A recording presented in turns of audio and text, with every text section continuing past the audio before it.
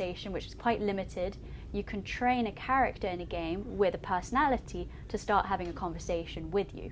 So even these chatbots that we're talking about, where you're writing text and getting a text response, soon that will be replaced with an avatar that might look like you or look like a specific persona, and it may have a voice. So as it understands who you are as a customer, you might have an avatar that matches you, so that has the best relationship, let's say.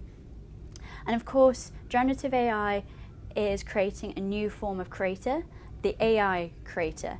And the AI creators are very, very good at prompt engineering. So they know how to use various tools and get beautiful pieces of artwork from those tools, and start to actually create their own identity by fine-tuning these models. Most of these AI creators you'll find in Discord, which is where you'll find a lot of these applications like Midjourney, which creates images, Runway, which creates video, and so on and so forth. And they are good at using techniques like outpainting. So this is an example of taking an original image and understanding the wider context, which is created by generative AI. In painting, if you were to take out a couple of pixels, replacing those with, say, changing the color of people's eyes, or turning their scowl into a smile, those sorts of things. And then style transfer. We've already seen style transfer used for filters on Instagram, and now you can, say, film a whole film and then change it to a manga anime. So it'll completely revolutionize the way that we actually create films in the first place. So can anyone guess how many AI images have been created in 2023? More than a billion. 10 trillion. So how many? A billion? Maybe we should do like a little bet. Whoever gets closest can get our little rat poison. So Yes. a billion? Billion one. Just A billion and one? A couple, you said trillion? Trillion. Trillion? Any others? No, 10 trillion. Okay. You're saying 10 trillion, I'll say 1 trillion. Okay. Any other guesses for the rat poison? So it's actually 15 billion AI created images that have been created using Stable Diffusion, Adobe Firefly, Midjourney, and DALL-E 2. To put this into perspective, that's more than Shutterstock's entire library of photos, vectors, and illustrations. It's a third of the number of images ever uploaded onto Instagram. And it took photographers 150 years from the first photograph taken in 1826 until 1975 to create 15 billion images. So you can see that the internet is being flooded by these AI generated images, and there are 50 million users on Midjourney today. So it's a very profitable company, but it's slightly under the radar because it's on Discord and many people aren't on Discord. And it's now on the web, so now it's going to have even more users. So here are some, is an illustration These all being stored. on Facebook. So it definitely, it's costly in terms of storage. So The Hague, I'm not very good at pronouncing this, the Mauritshuis Museum recently loaned out its greatest treasure, the girl with the pearl earring, to a once-in-a-lifetime Johannes Vermeer exhibition. During that time, the Mauritshuis Museum put out an open call for artists to submit their versions of and substitutes of this painting. And of course we had normal artists apply, but then we also had this one piece which is created by AI, and it's called The Girl with the Glowing Earrings, created by the German AI artist Julian van Dijken, and it created a huge stir amongst the artist community, and some accused the museum of failing to uphold human cultural heritage. To make matters worse, Google then inserted this piece of art into history by listing the painting under Johannes Vermeer, who lived between 1632 and 1675. And so this goes to show that search engines will show content based on popularity rather than what's actually factual, and so the blurs now blurring the lines between real and synthetic art, and so it's going to be very difficult for our children to to live in this new world of so much synthetic content. One way that we can alleviate this is through, let me just refresh the page. I'll skip that. So should we be able to copyright an AI piece of artwork and media, in your opinion? Anyone? Do you think you can own this, and if it's been trained on so many other people's artwork and images? If it was a unique piece of artwork, sure. If it's unique. Everyone's got a different opinion. What do you think? Looking at it from the other way around, if you're making a movie, the sales agents currently, as far as I know, require that you be able to say that you own the copyright, and as far as I know at the moment you can't say that. So given that we've already got film festivals of AI movies coming, it's going to be a really live question. At some point, presumably sales agents are either going to have to relent, or there's going to have to be some possibility of saying there is copyright. And the lawyers, I don't know if they still have any lawyers. I think it's being very hotly debated at the moment. Absolutely.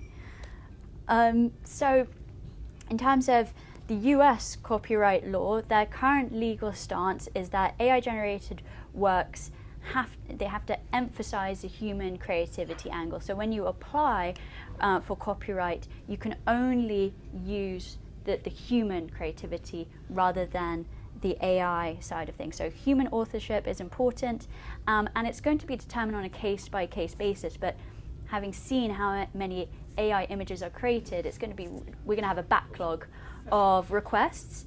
And I've been talking about AI artists. Imagine all of the brands that are out there that have huge libraries of image and film, say Disney or any IP that licenses out its content. It can now train an AI to allow its licensors to access their content. But they will want to protect every single image that gets created. So we're in a bit of a deadlock, but we really do need technologists and lawyers to start collaborating together to solve this issue. So here's quite a fun one. So this would be a derivative piece of art from Harry Potter, but we've also got Balenciaga mentioned. You're Balenciaga, Harry.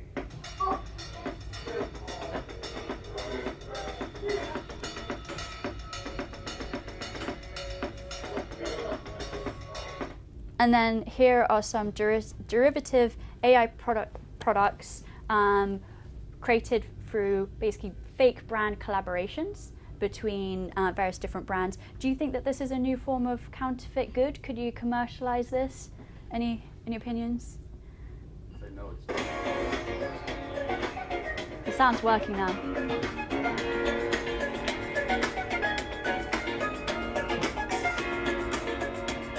It's not working.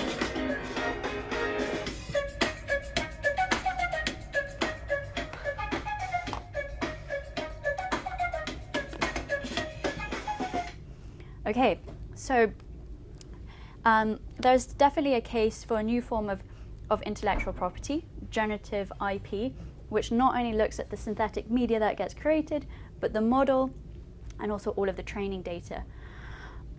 This will then allow for data contributors to get royalties for contributing their data. So if you're an artist, if you are a photographer, you can willingly offer your content rather than it being scraped from the internet, from Pinterest, and actually start to earn revenue from contributing your authentic content.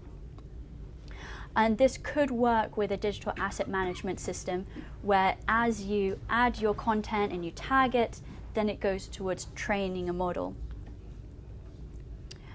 This will then allow brands to commission artists to create artwork, and it will become evident who owns the copyright in these scenarios. So this is a real campaign that Coca-Cola launched, where it worked with OpenAI to train a model with all of its assets, and then it gave it this model it was openly available to a select group of digital creatives who could create a campaign that was then voted upon and shown in Times Square.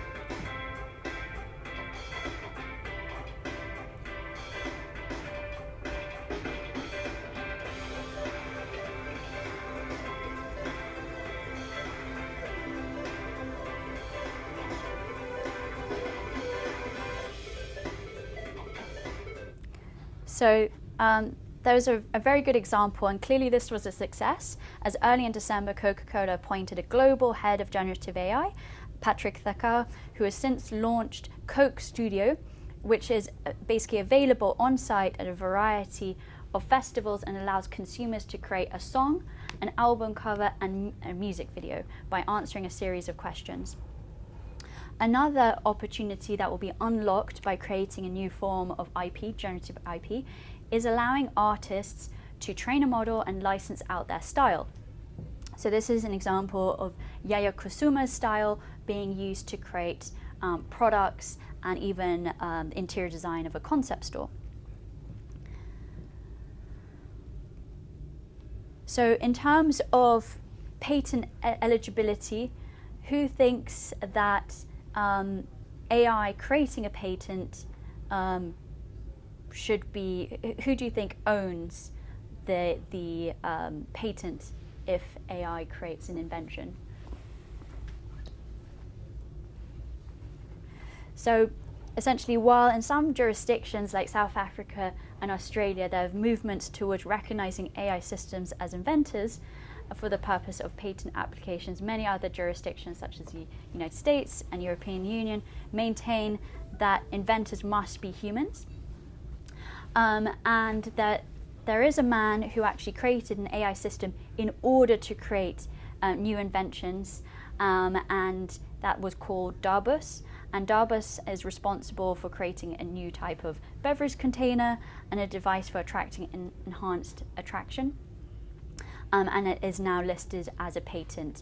And because he created the AI system, he owns that patent. And of course, since ChatGPT has been trained on so many copyrighted information and Google's patents, it stands to reason that companies will build LLMs for the sole purpose of creating these new inventions. And the last question for today is, can AI think creatively or innovatively? Any thoughts on this? Yes. This is a philosophical question. At present, AI isn't conscious. It's not conscious of itself. And so we haven't reached AGI, but once we do reach AGI, what rights are we going to give it? Are we going to allow it to register its own IP and monetize it? So thank you very much for joining us today. It was great to have you. And I know that was a long presentation, but now we can all have a nice lunch and perhaps even a drink.